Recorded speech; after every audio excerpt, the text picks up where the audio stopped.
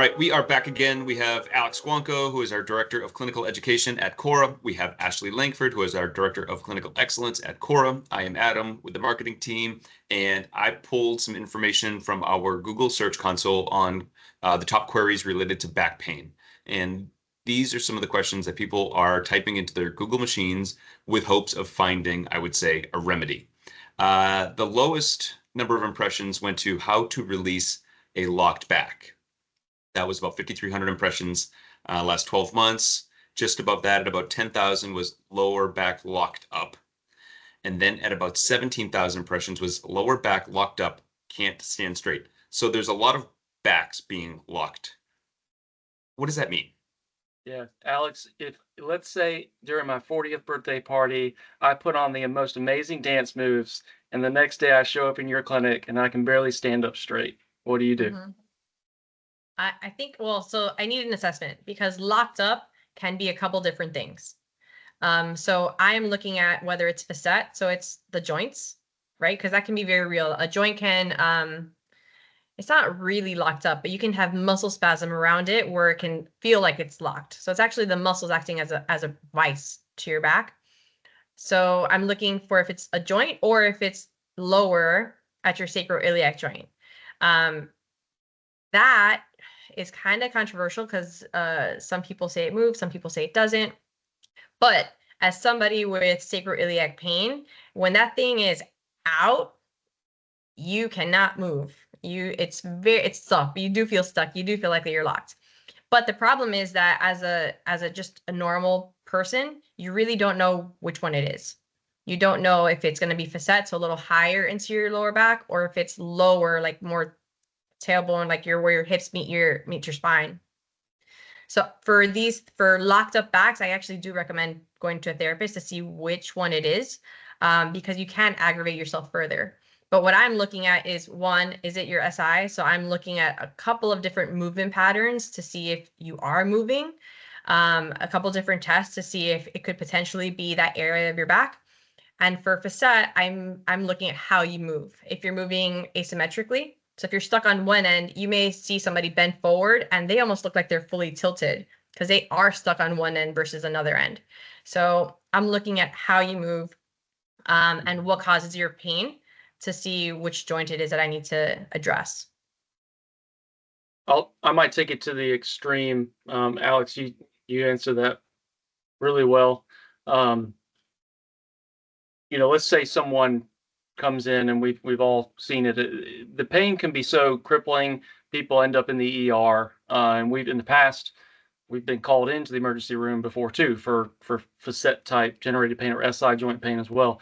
But for those that are locked up to the point where they can barely transition onto the bed, they can't roll. It goes back to something you said on the last call, Alex, which had to do with like breathing and muscle tone. I might spend the first day doing some gentle oscillations, some traction on their legs, so pulling, breathing, and soft tissue work before I can even assess a patient. So assessment might not truly start until the second or third visit, when we can get the muscle, the holding pattern to release. But in the meantime, we do have, so that first day, because we have all had those patients that come in and you're freaked out a little bit because the patient is like, I've had a patient walk in past the waiting room and lay herself on my bed because she's like, I can't sit or stand. So I'll wait here until you're ready for me. And then you have to figure out what to do with those people. And really our job at that point is to calm fear because it's scary. Like you're freaked out. You can't move properly. Did I really hurt myself? Do I have to go to the emergency room? So calm fear, educate the patient. And we do have things at our disposal to help with inflammation and to get the muscles moving. So whether it's manual therapy to help with some of the spasm, ultrasound is still used in some clinics. I'm not a big fan of it.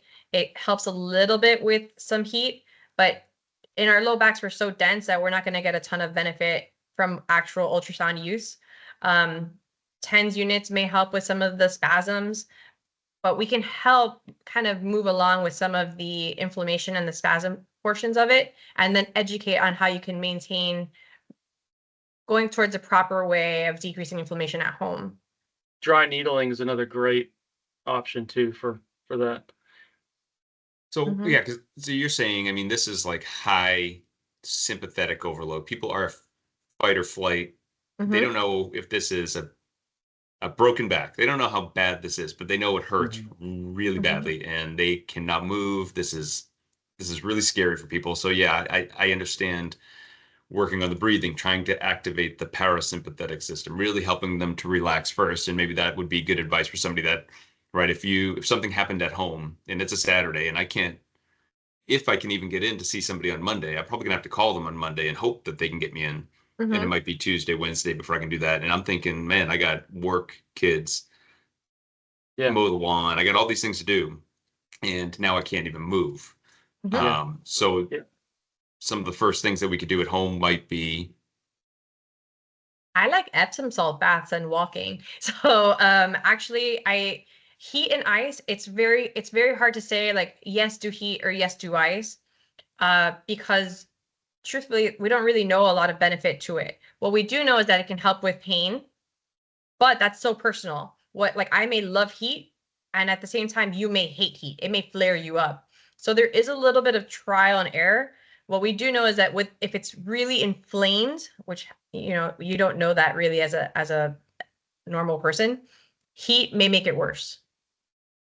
And what we do know about ice is that it could potentially cause more vasoconstriction, so actually more tightness of that area if you use it too long. So there is a little bit of a personal preference to find, but that's kind of where I go to Epsom salt. Now you're taking some of that inflammation and trying to create an osmotic gradient to pull some inflammation out, and you're soaking. It feels nice. Yep, and that's a great one. I would tell people stay off of Google search, and I would also say that generally speaking, unless you are also having some type of symptoms, particularly like weakness in like a leg or an extremity, chances are like it goes back to we get ourselves worked up over it.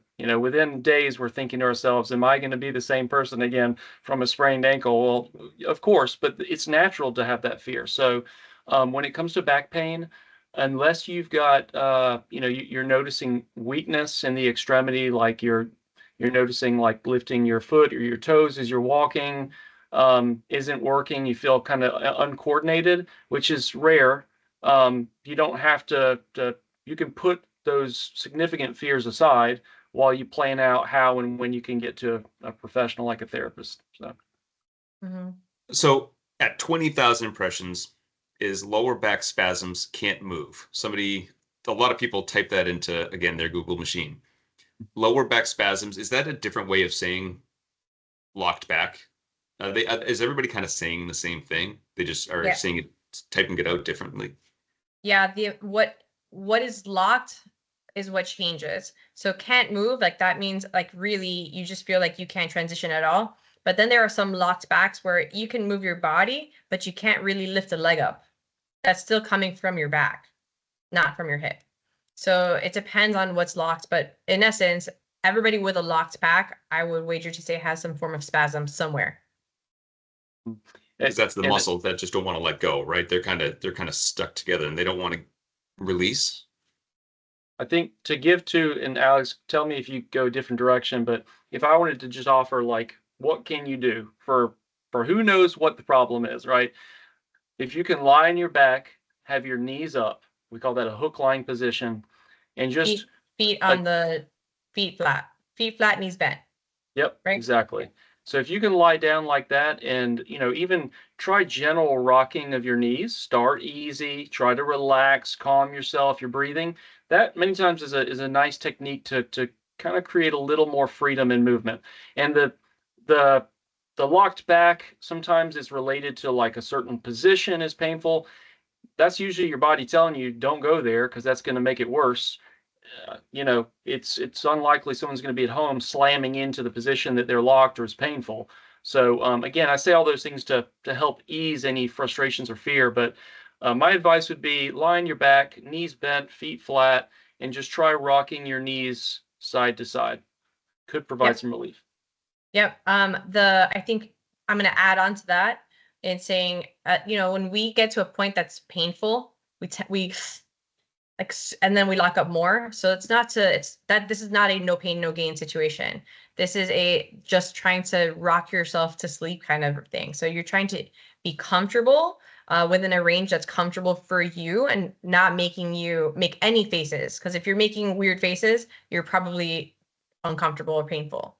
So it's taking it to the point where you can move.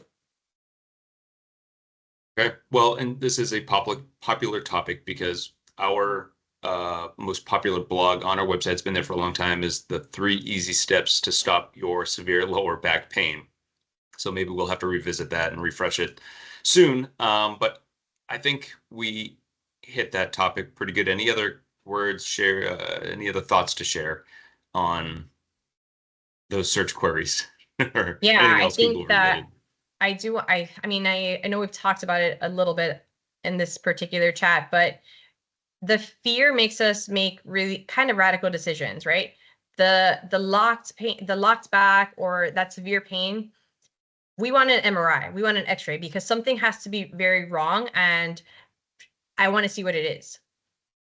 Truthfully, 99% of the time, if you get an MRI or you get an X-ray, it's not going to change your course of treatment. You're going to go to the doctor. They're going to give you either ibuprofen or naproxen, so Advil or Aleve, or some kind of anti-inflammatory. They'll give you a muscle relaxer and they'll give you a cortisone pack or a shot. Then then maybe they get an X-ray, maybe they get an MRI. But by the time you actually come to therapy, if that's what indicated, it doesn't really matter what the X-ray says unless there's a fracture. It doesn't really matter what the MRI says unless it's extreme. The course of treatment stays very similar. And it really is trying to just tell you, like, hey, your body will recover from this. Your body is very good at adapting and taking care of itself. So our job, again, goes back to education. If we can just get people to be more comfortable and less fearful, a lot of times some of that sharp spasm pain is relieved. Yep. So Yep. That main concern is if you're noticing weakness in your extremities, in your legs or arms, that's when, it's important to not sit around and wait. Not freak out about it either, but you need to get in and see someone, a professional, and a physical therapist is a great option. But without symptoms into your extremities, even severe low back pain, rest assured that it's very unlikely that it's not something that you can and will get over. Okay, well, talking about education, I think we're going to talk about that in the next short video. We're going to talk about what the clinician kind of learns in school and what they might learn out in the field, and then what they need to continue to learn to be experts like you all. So we will end this chat on that point and on that note, and we will do this again soon. Thanks, guys. See ya.